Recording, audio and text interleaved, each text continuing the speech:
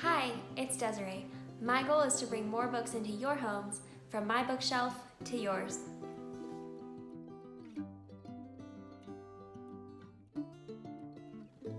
This book was sent to me by the author Kim Ann to read for you today. Ruby, the Rainbow Witch, Meet the Amber Fairies. Ruby the Rainbow Witch was having fun fixing the flowers in front of her not-so-haunted house. With just 2 weeks until the fall festival, Ruby wanted her garden and trees to look totally terrific. But as Ruby walked to the back of her not-so-haunted house, she saw candy scattered all around. Her gingerbread tree was missing its gumdrops. Her peppermint tree had spaces where the swirly-whirly mints used to be. The ribbon candy was unraveled. Her donut tree had lost all its sparkly rainbow sprinkles, and the colorful candy tree had bare branches. "Oh no!" cried Ruby. "What should I do?" Ruby remembered that her fairy friends were fabulous at caring for trees. "I must find the Amber Fairies and ask them for their help," said Ruby. The Amber Fairies, Addie and Annie, regularly visited Ruby's garden through the fairy door in the donut tree. Ruby kneeled and knocked on the door, but there was no answer. She knocked again, still nothing. "I wonder where they could be," said Ruby.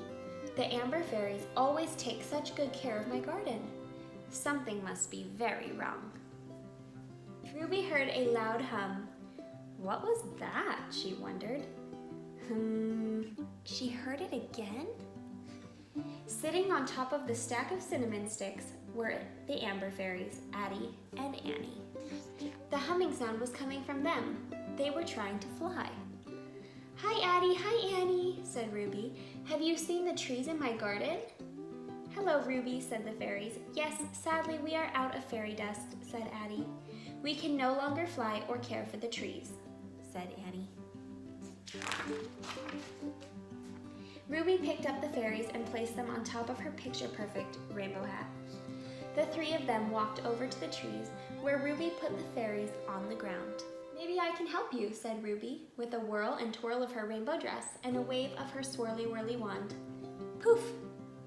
Fairy dust began to fall. Addie and Annie were so happy. As soon as the fairy dust touched their wings, they were able to fly, flutter, and twinkle again. The Amber Fairies started sprinkling the falling fairy dust over the candy trees, and the trees began to sparkle and shine. The gingerbread tree started growing new gumdrops. The peppermint tree sprouted swirly-whirly mints. The ribbon candy tree began to swirl and twirl itself back together. The rainbow sprinkles returned to the donut tree, and the last candy tree began to sprout candy again. All that was left was for Ruby to make sure her fairy friends were taken care of too. Ruby had an idea. With a whirl and a twirl of her rainbow dress and a wave of her swirly-whirly wand, poof! Amber Fairies now had their very own picture-perfect fairy dust fountain. "You'll never run out of fairy dust again," said Ruby. "Oh, Ruby, you have made this the most picture-perfect fairy dusty day," said Annie. "Let's get back to work," said Addie. "The candy trees must be cleaned up in time for the fall festival." The next day, Ruby returned to check on her garden. She spotted something special. Sitting outside the fairy door was a teeny-tiny glittery gift with a giant red ribbon. The Amber Fairies had left it for Ruby. Inside was a small amber stone and a note that said, "To Ruby, the Rainbow Witch, from Addie and Annie." Ruby thought about how wonderful it was to help her Amber Fairy friends. Helping others is a sure way to make a picture-perfect rainbow day. The end. Check the links in the description box for purchasing options and more information about the author. If you like this story as much as I did, give it a thumbs up by hitting that like button. Subscribe to my channel for more read-alouds on Tuesdays and Thursdays. Thanks again, from my bookshelf to yours.